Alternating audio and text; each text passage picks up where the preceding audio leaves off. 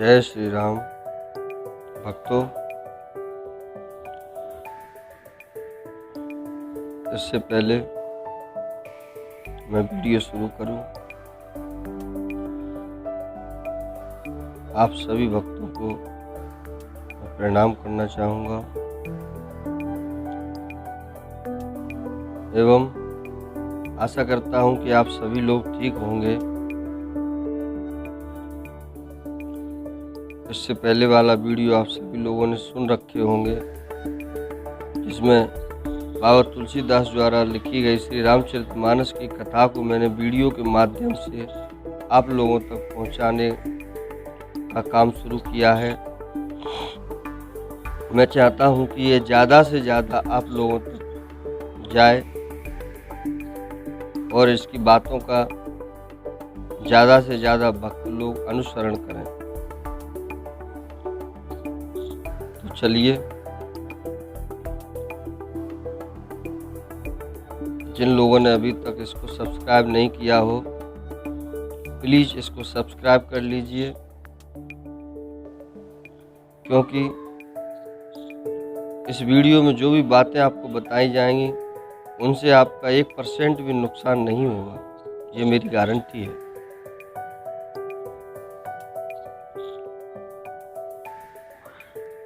और आगे अगले वीडियो पाने के लिए सब्सक्राइब का बटन दबाने के बाद घंटी वाले बटन को प्रेस कर लें और वीडियो देखने के बाद अगर अच्छा लगे तो लाइक ज़रूर करें। तो भक्तों, पिछले वीडियो में आप लोगों ने देखा था कि श्री रामचंद्र जी धनुष तोड़ने की तैयारी में हैं और माता सीता जी की ओर देख रहे हैं। इधर जब लक्ष्मण जी ने देखा कि रघुकुल मणि श्री रामचंद्र जी शिव जी के धनुष की ओर देख रहे हैं, तो वे शरीर से पुलकित हो गए और ब्रह्मांड को अपने चरणों से दबा लिया और क्या कह रहे हैं, हे दिग्गजो, हे कच्छप, हे शेष, हे बराह, धीरज धरकर पृथ्वी को थामे रहो, जिससे यह हिलने न पावे। श्री रामचंद्र जी शिव जी के धनुष को तोड़ना चाहते हैं, मेरी आज्ञा सुनकर सब सावधान हो जाओ। श्री रामचंद्र जी जब धनुष के समीप आए, तब सब स्त्री पुरुषों ने देवताओं और पुण्यों को मनाया। सबका संदेह और अज्ञान, नीच राजाओं का अभिमान, परशुराम जी के गर्व की गुरुता, देवता और श्रेष्ठ मुनियों की कातरता, श्री सीता जी का सोच, जनक का पश्चाताप और रानियों के दारुण दुख का दावानल, ये सब शिव जी के धनुष रूपी बड़े जहाज को पाकर समाज बनाकर उस पर जा चढ़े। ये श्री रामचंद्र जी की भुजाओं के बल रूपी अपार समुद्र के पार जाना चाहते हैं, परंतु कोई केवट नहीं है। श्री राम जी ने सब लोगों की ओर देखा और उन्हें चित्र में लिखे हुए से देखकर फिर कृपा धाम श्री राम जी ने श्री सीता जी की ओर देखा और उन्हें विशेष व्याकुल जाना।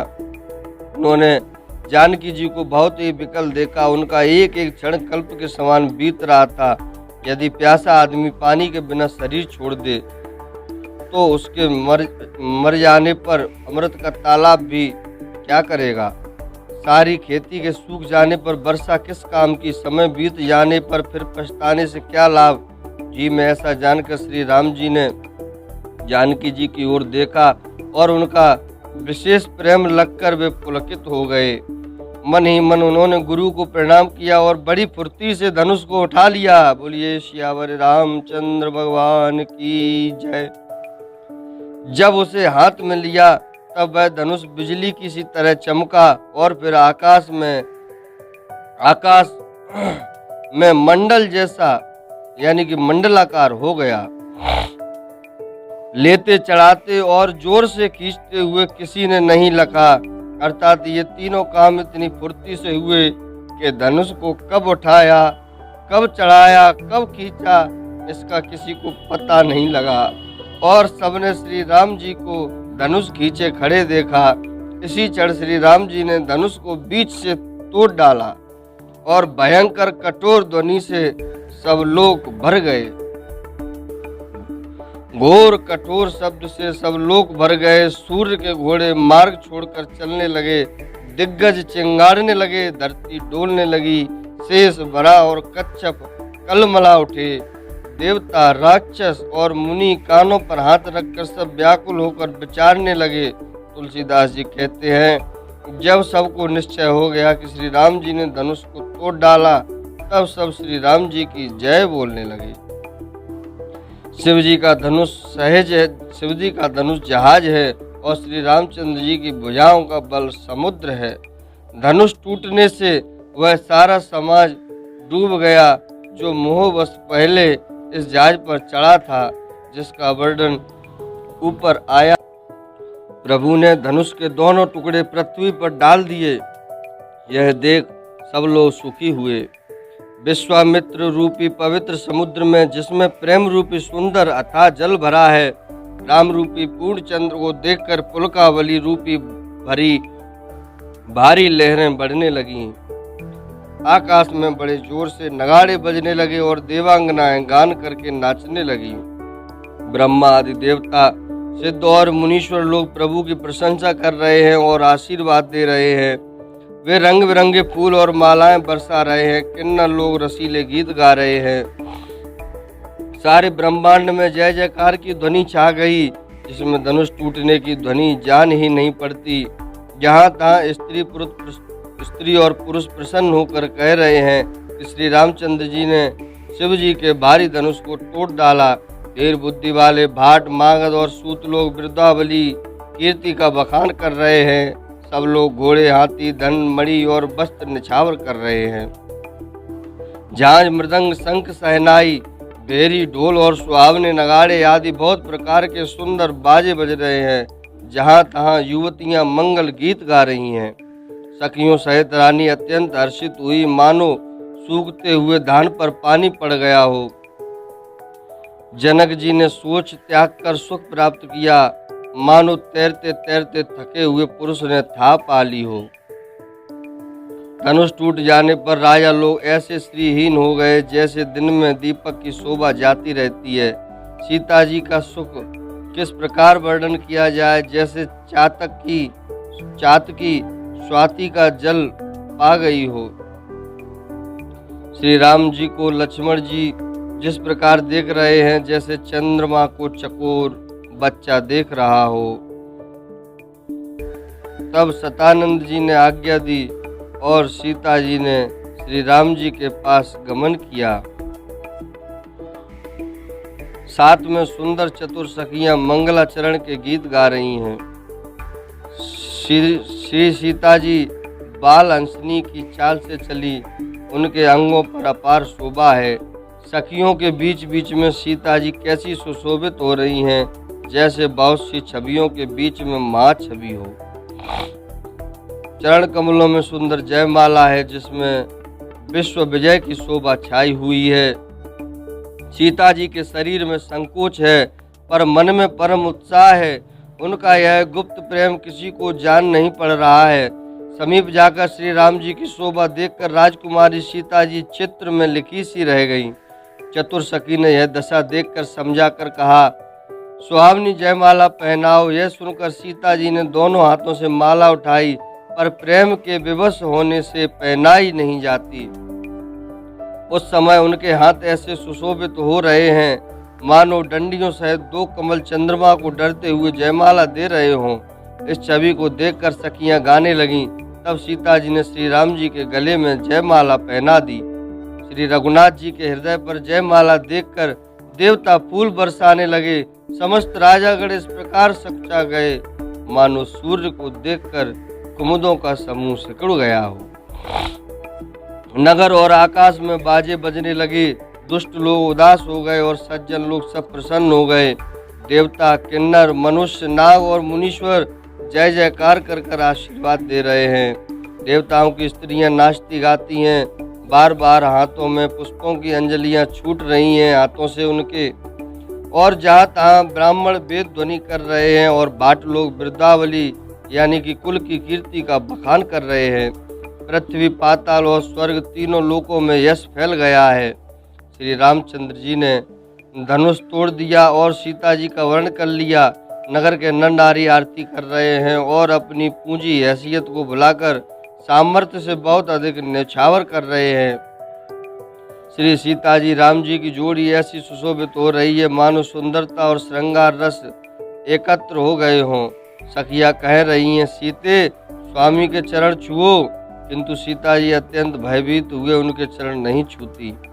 गौतम जी की स्त्री अहिल्या की गति का स्मरण करके सीता जी श्री राम जी के चरणों को हाथों से स्मरण नहीं कर रही हैं। सीता जी की अलौकिक प्रीति जानकर रघुकुल मणि श्री रामचंद्र जी मन में हंसे। उस समय सीता जी को देखकर कुछ राजा लोग ललचा उठे। वे दुष्ट कपूत और मूढ़ राजा मन में बहुत तमतमाए। वे अभागे उठ कर कवच पहनकर जहाँ तहाँ गाल बजाने लगे। कोई कहते हैं, सीता जी को छीन लो और दोनों राजकुमारों को पकड़कर बांध लो। धनुष तोड़ने की ही चाह नहीं सरेगी या पूरी होगी। हमारे जीते जी राजकुमारी को कौन ब्याह सकता है? यदि जनक कुछ सहायता करें तो युद्ध में दोनों भाइयों सहित उसे भी जीत लूं। ये वचन सुनकर साधु राजा बोले, इस निर्लज्ज राज समाज को देखकर तो लाज भी लजा गई। अरे तुम्हारा बल प्रताप वीरता बड़ाई और नाग प्रतिष्ठा तो धनुष के साथ ही चली गई। वही वीरता थी कि अब कहीं से मिली है। ऐसी दुष्ट बुद्धि है, तभी तो विधाता ने तुम्हारे मुखों पर कालिख लगा दी। ईर्ष्या घमंड और क्रोध छोड़कर नेत्र भरकर श्री राम जी की छवि को देख लो। लक्ष्मण के क्रोध को प्रबल अग्नि जानकर उसमें पतंगे मत बनो। जैसे गरुड़ का भाग कौआ चाहे, सिंह का भाग खरगोश चाहे, बिना कारण ही क्रोध करने वाला अपनी कुशल चाहे और शिवजी से विरोध करने वाला सब प्रकार की संपत्ति चाहे, लोभी लालची सुंदर कीर्ति चाहे, कामी मनुष्य निष्कलंकता चाहे तो क्या पा सकता है? और जैसे श्री हरि के चरणों से विमुख मनुष्य परम गति चाहे। हे राजाओं, सीता के लिए तुम्हारा लालच भी वैसा ही व्यर्थ है। कोलाहल सुनकर सीता जी संकित हो गईं। तब सखियां उन्हें वहां से ले गईं जहां रानी सीता जी की माता थी। श्री रामचंद्र जी मन में सीता जी के प्रेम का बखान करते हुए स्वाभाविक चाल से गुरु जी के पास चले। रानियों सहित सीता जी दुष्ट राजाओं के दुर्वचन सुनकर सोच के बस हैं कि ना जाने विधाता अब क्या करने वाले हैं। और राजाओं के वचन सुनकर लक्ष्मण जी इधर उधर ताकते हैं, किंतु श्री रामचंद्र जी के डर से कुछ बोल नहीं सकते। उनके नेत्र लाल और भौहें टेढ़ी हो गई और वे क्रोध से राजाओं की ओर देखने लगे। मानो मत वाले हाथियों का झुंड देखकर सिंह के बच्चे को जोश आ गया हो।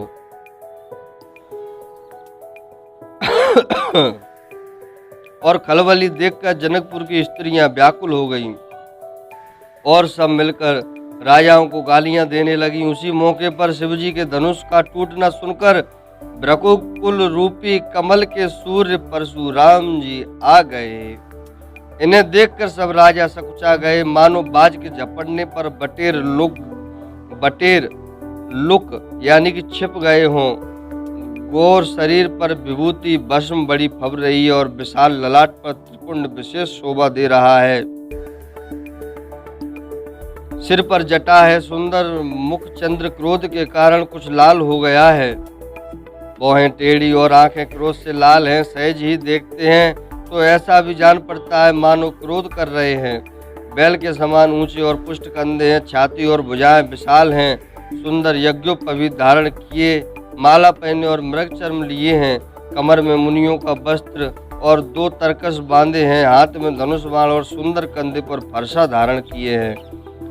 शांत वेश है परंतु करनी बहुत कठोर है। स्वरूप का वर्णन नहीं किया जा सकता, मानो वीर ऋषि मुनि का शरीर धारण करके जहाँ सब राजा लोग हैं वहाँ आ गया हो।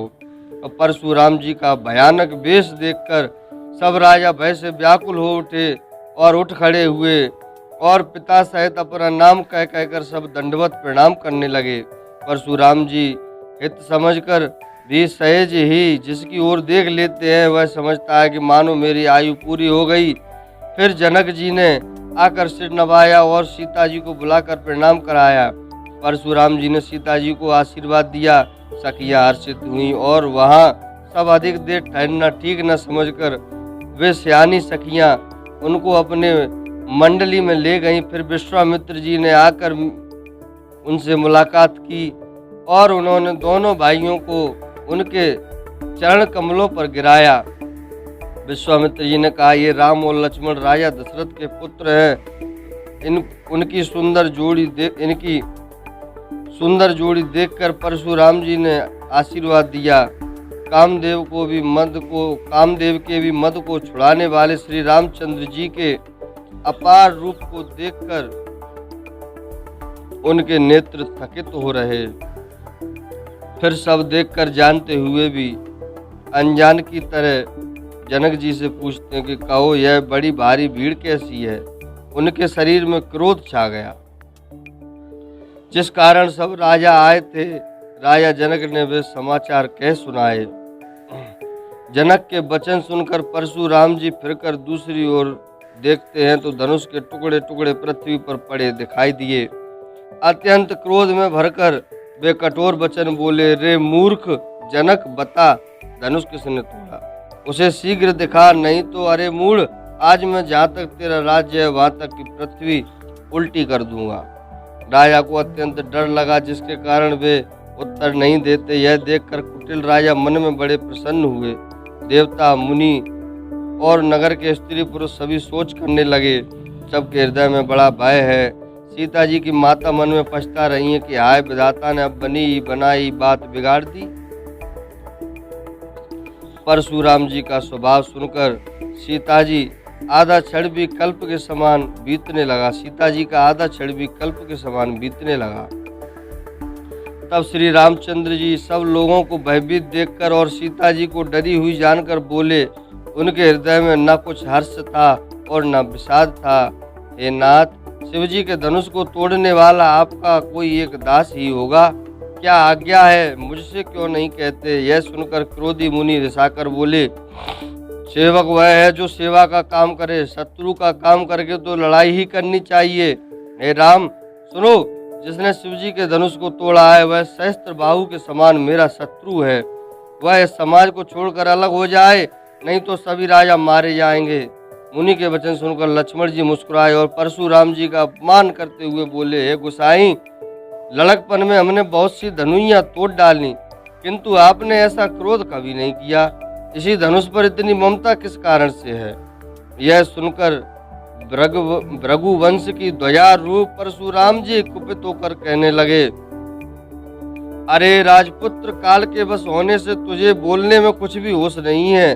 सारे संसार में विख्यात शिवजी का यह धनुष क्या धनुइयों के समान है। अब लक्ष्मण ने हंसकर कहा, हे देव सुनिए, हमारे जानने में तो सभी धनुष एक से ही है। पुराने धनुष के तोड़ने में क्या हानि लाभ। श्री रामचंद्र जी ने तो इसे नवीन के धोखे से देखा था, फिर यह तो छूते ही टूट गया। इससे मैं रघुनाथ जी का भी कोई दोष नहीं है। मुनि, आप बिना ही कारण किस लिए क्रोध करते हैं। परशुराम जी अपने फरसे की ओर देखकर बोले, अरे दुष्ट, तूने मेरा स्वभाव नहीं सुना।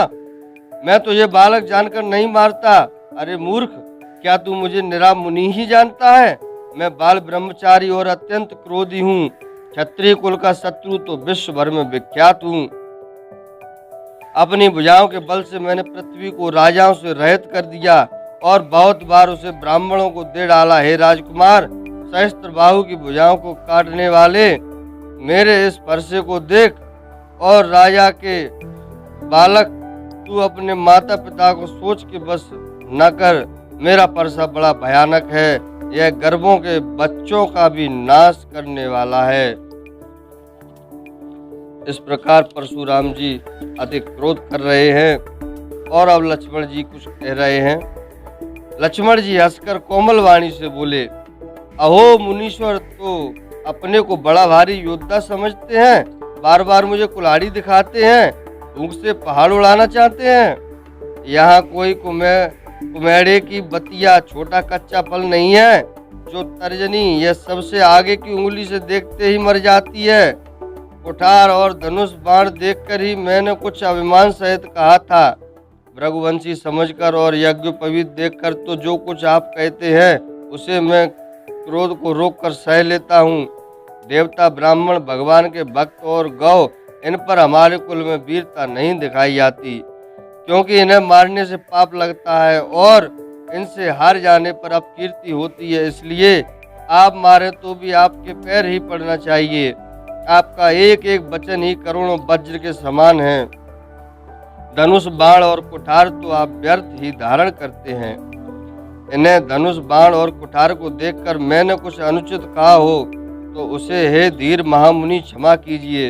यह सुनकर भृगु वंशमणि परशुराम जी क्रोध के साथ गंभीर वाणी बोले, हे विश्वामित्र सुनो, यह बालक बड़ा कुबुद्धि और कुटिल है। काल के वश होकर यह अपने कुल का घातक बन रहा है। यह सूर्य वंश रूपी पूर्ण चंद्र का कलंक है। यह बिल्कुल उद्दंड, मूर्ख और निडर है। अभी क्षण भर में यह काल का ग्रास हो जाएगा। मैं पुकार कर कह देता हूँ, फिर मुझे दोष नहीं देना। यदि तुम इसे बचाना चाहते हो तो हमारा प्रताप, बल और क्रोध बतलाकर इसे मना कर दो। लक्ष्मण जी ने कहा, हे मुनि, आपका सुयश आपके रहते दूसरा कौन वर्णन कर सकता है। आपने अपने ही मुंह से अपनी करनी अनेकों बार बहुत प्रकार से वर्णन की है। इतने पर भी संतोष ना हुआ हो तो फिर कुछ कह डालिए। क्रोध रोककर असहाय दुख मत सहिए। आप वीरता का व्रत धारण करने वाले धैर्यवान और क्षोभ रहित हैं। गाली देते शोभा नहीं पाते। सूरवीर तो युद्ध में करनी करते हैं कहकर अपने को नहीं जनाते। शत्रु को युद्ध में उपस्थित पाकर कायर ही अपने प्रताप की डींग मारा करते हैं। आप तो मानो काल को हाक लगाकर बार बार उसे मेरे लिए बुलाते हैं। और लक्ष्मण जी के कठोर वचन सुनते ही परशुराम जी ने अपने भयानक फरसे को सुधार कर हाथ में ले लिया और बोले, अब लोग मुझे दोष न दें। यह कड़ुआ बोलने वाला बालक मारे जाने के ही योग्य है। इसे बालक देखकर मैंने बहुत बचाया, पर अब यह सचमुच मरने को ही आ गया है। विश्वामित्र जी ने कहा, अपराध क्षमा कीजिए। बालकों के दोष और गुणों को साधु लोग नहीं गिना करते। परशुराम जी बोले, तीखी धार का कुठार में दया रहित और क्रोधी और यह गुरुद्रोही और अपराधी मेरे सामने उत्तर दे रहा है। इतने पर भी मैं इसे बिना मारे छोड़ रहा हूँ। सो हे विश्वामित्र, केवल तुम्हारे शील प्रेम से, नहीं तो इसे इस कठोर कुठार से काटकर थोड़े ही परिश्रम से गुरु से उऋण हो जाता। विश्वामित्र जी ने हृदय में हंसकर कहा, मुनि को हरा ही हरा सूझ रहा है, अर्थात सर्वत्र विजय होने के कारण ये श्री राम लक्ष्मण को भी साधारण क्षत्रिय ही समझ रहे हैं। किंतु यह लोहमयी केवल फौलादी बनी हुई है। खाड़ यानी कि खाड़ा खड़ग है, ऊख की रस की खाड़ नहीं है जो मुंह में लेते ही गल जाए। खेद है, मुनि अब भी बेसमझ बने हुए हैं, इनके प्रभाव को नहीं समझ रहे हैं। लक्ष्मण जी ने कहा, हे मुनि, आपके शील को कौन नहीं जानता, वह संसार भर में प्रसिद्ध है। आप माता पिता से तो अच्छी तरह ऋण हो ही गए, अब गुरु का ऋण रहा, जिसको जी में बड़ा सोच लगा है। वह मानो हमारे ही मत्थे काढ़ा था। बहुत दिन बीत गए, इससे ब्याज भी बहुत बढ़ गया होगा। अब किसी हिसाब करने वाले को बुला लाइए तो मैं तुरंत थैली खोलकर दे दूं।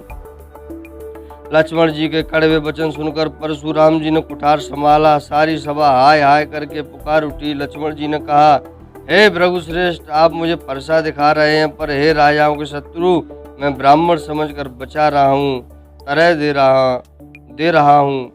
आपको कभी रणधीर बलवान वीर नहीं मिले। हे ब्राह्मण देवता, आप घर ही में बड़े हैं। यह सुनकर अनुचित है कहकर सब लोग पुकार उठे। तब श्री रघुनाथ जी ने सारे से लक्ष्मण को रोक दिया। लक्ष्मण जी के उत्तर से जो आहुति के समान थे, परशुराम जी के क्रोध रूपी अग्नि को बढ़ते देखकर रघुकुल के सूर्य श्री रामचंद्र जी जल के समान शांत करने वाले वचन बोले, हे नाथ, बालक पर कृपा कीजिए। इस सीधे और दूध मुँहे बच्चे पर क्रोध न कीजिए। यदि यह प्रभु का आपका कुछ भी प्रभाव जानता तो क्या यह बेसमझ आपकी बराबरी करता। बालक यदि कुछ चपलता भी करते हैं तो गुरु पिता और माता मन में आनंद से भर जाते हैं। अतः से छोटा बच्चा और सेवक जानकर कृपा कीजिए। आप तो समदर्शी, सुशील, धीर और ज्ञानी मुनि हैं। श्री रामचंद्र जी के वचन सुनकर वे कुछ ठंडे पड़े। इतने में लक्ष्मण जी कुछ कहकर फिर मुस्कुरा दिए। उनको हंसते देखकर परशुराम जी के नख से सिका तक सारे शरीर में क्रोध छा गया। उन्होंने कहा, हे राम, तेरा भाई बड़ा पापी है। यह शरीर से गोरा पर हृदय का बड़ा काला है। यह विषमुख है, दूध मुआ नहीं, स्वभाव से ही टेढ़ा है। तेरा अनुसरण नहीं करता, तेरे जैसा शीलवान नहीं है। यह नीच मुझे काल के समान नहीं देखता। लक्ष्मण जी ने हंसकर कहा, हे मुनि सुनिए, क्रोध पाप का मूल है। जिसके बस में होकर मनुष्य अनुचित कर्म कर बैठते हैं और विश्व भर के प्रतिकूल चलते सबका अहित करते हैं। हे मुनिराज, मैं आपका दास हूँ। अब क्रोध त्याग कर दया कीजिए। टूटा हुआ धनुष क्रोध करने से जुड़ नहीं जाएगा। खड़े खड़े पैर दुखने लगे होंगे, बैठ जाइए। यदि धनुष अत्यंत ही प्रिय हो तो कोई उपाय किया जाए और किसी बड़े गुणी कारीगर को बुलाकर जुड़वा दिया जाए। अब लक्ष्मण जी के बोलने से जनक जी डर जाते हैं और कहते हैं, बस चुप रहिए, अनुचित बोलना अच्छा नहीं। जनकपुर के स्त्री पुरुष थर थर कांप रहे हैं और मन ही मन कह रहे हैं कि छोटा कुमार बड़ा ही खोटा है। लक्ष्मण जी की निर्भय वाणी सुन सुनकर परशुराम जी का शरीर क्रोध से जला जा रहा है और उनके बल की हानि हो रही है, अर्थात उनका बल घट रहा है।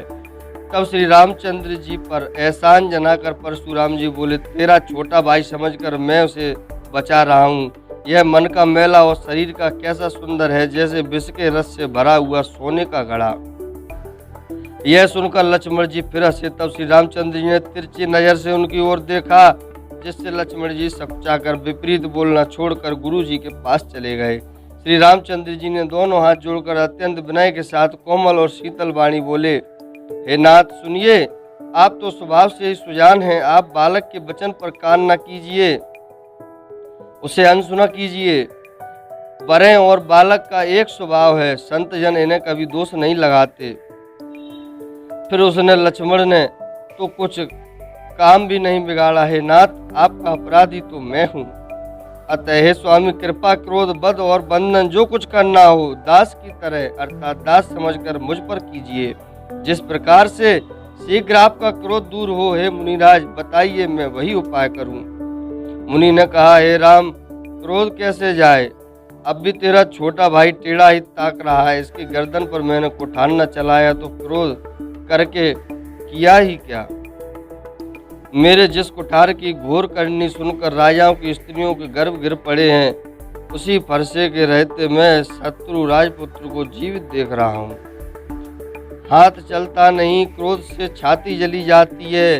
हाय राजाओं का घातक, यह कुठार भी कुंठित हो गया, विधाता विपरीत हो गया, इससे मेरा स्वभाव बदल गया। नहीं तो भला मेरे हृदय में किसी समय भी कृपा कैसी? आज दया मुझे यह दुसह दुख सहा रही है। यह सुनकर लक्ष्मण ने मुस्कुराकर सिर नवाकर और कहा, आपकी कृपा रूपी वायु भी आपकी मूर्ति के अनुकूल ही है।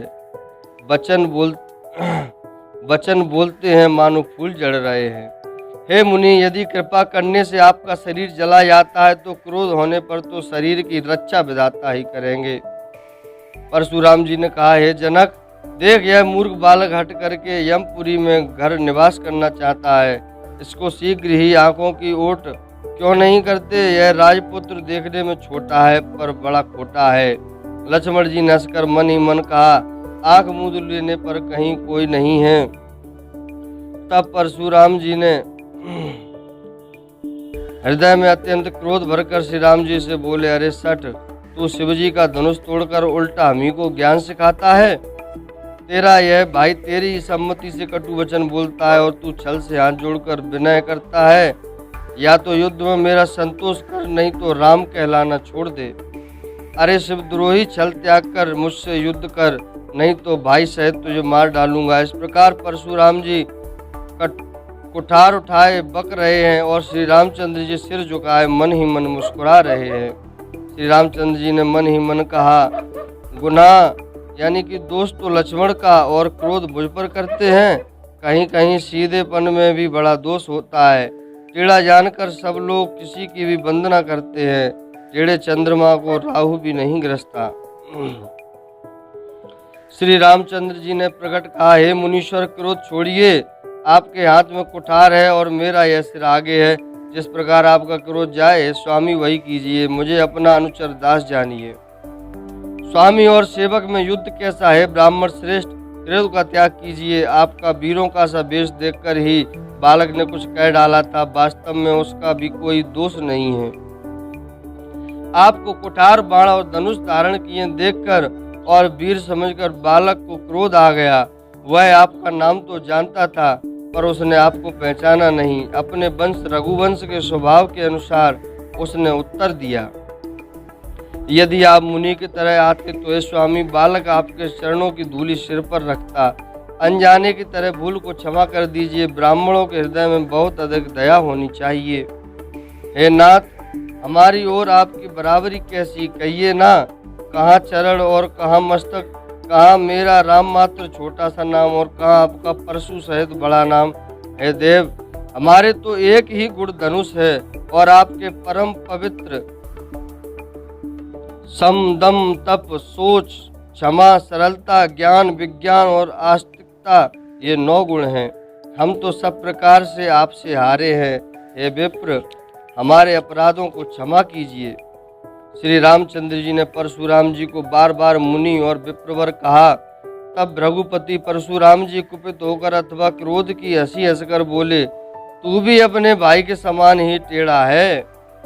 तू मुझे निरा ब्राह्मण ही समझता है। मैं जैसा विप्र हूँ तुझे सुनाता हूँ। धनुष को, श्रुभा बाण की आहुति और मेरे क्रोध को अत्यंत भयंकर अग्नि जान। चतुरंगणी सेना, सुंदर समिधाएं, यज्ञ में जलाई जाने वाली लकड़ियां हैं। बड़े बड़े राजा उसमें आकर बलि के पशु हुए हैं, जिनको मैंने इसी परसे से काटकर बलि दिया है। ऐसे करोड़ों जप युक्त रण यज्ञ मैंने किए हैं। अर्थात जैसे मंत्रोच्चार पूर्वक स्वाहा शब्द के साथ आहुति दी जाती है, उसी प्रकार मैंने पुकार पुकार कर राजाओं की बलि दी है। मेरा प्रभाव तुझे मालूम नहीं है, इसी से तू ब्राह्मण के धोखे से मेरा निरादर करके बोल रहा है। धनुष तोड़ डाला, इससे तेरा घमंड बहुत बढ़ गया है। ऐसा अहंकार है मानो संसार को जीत कर खड़ा है। श्री रामचंद्र जी ने कहा, हे मुनि, विचार कर बोलिए। आपका क्रोध बहुत बड़ा है और मेरी भूल बहुत छोटी है। पुराना धनुष था, छूते ही टूट गया। मैं किस कारण अभिमान करूं? हे रघुनाथ, यदि हम सचमुच ब्राह्मण कहकर निरादर करते हैं तो यह सत्य सुनिए। फिर संसार में ऐसा कौन योद्धा है जिसे हम डर के मारे मस्तक नवाएं? देवता, दैत्य, राजा या और बहुत से योद्धा हैं। वे चाहे बल में हमारे बराबर हों, चाहे अधिक बलवान हों। यदि रण में हमें कोई भी ललकारे तो हम उससे सुखपूर्वक लड़ेंगे, चाहे काल ही क्यों ना हो। क्षत्रिय का शरीर धरकर जो युद्ध में डर गया, उस नीच ने अपने कुल पर कलंक लगा दिया। मैं स्वभाव से ही कहता हूँ, कुल की प्रशंसा करके नहीं, कि रघुवंशी रण में काल से भी नहीं डरते। ब्राह्मण वंश की ऐसी ही प्रभुता है कि जो आपसे डरता है वह सबसे निर्भय हो जाता है अथवा भय रहित हो जाता है। श्री रघुनाथ जी के कोमल और रहस्यपूर्ण वचन सुनकर परशुराम जी की बुद्धि के पर्दे खुल गए। परशुराम जी ने कहा, हे राम, हे लक्ष्मीपति, धनुष को हाथ में अथवा लक्ष्मीपति विष्णु का धनुष लीजिए और उसे खींचिए, जिससे मेरा संदेह मिट जाए। परशुराम जी धनुष देने लगे, तब वह आप ही चला गया। तब परशुराम जी के मन में बड़ा आश्चर्य हुआ। तब उन्होंने श्री राम जी का प्रभाव जाना, जिसके कारण उनका शरीर पुलकित और प्रफुल्लित हो गया। वे हाथ जोड़कर वचन बोले, प्रेम उनके हृदय में समाता न था। बोलिए श्यावर रामचंद्र भगवान की जय। आज के लिए ये वीडियो को यहीं तक रखूँगा, क्योंकि ज़्यादा लंबा हो रहा है वीडियो। और इस रामचरितमानस कथा के दौरान अगर कोई त्रुटि हुई हो तो उसके लिए आप लोग मुझे क्षमा करें। और एक बार फिर से जाते जाते आपको याद दिला दूँ, चैनल को सब्सक्राइब कर लें और वीडियो को लाइक करें और आगे और वीडियो देखने के लिए घंटी वाले बटन को ज़रूर दबाएं। बोलिए सियावर रामचंद्र की जय।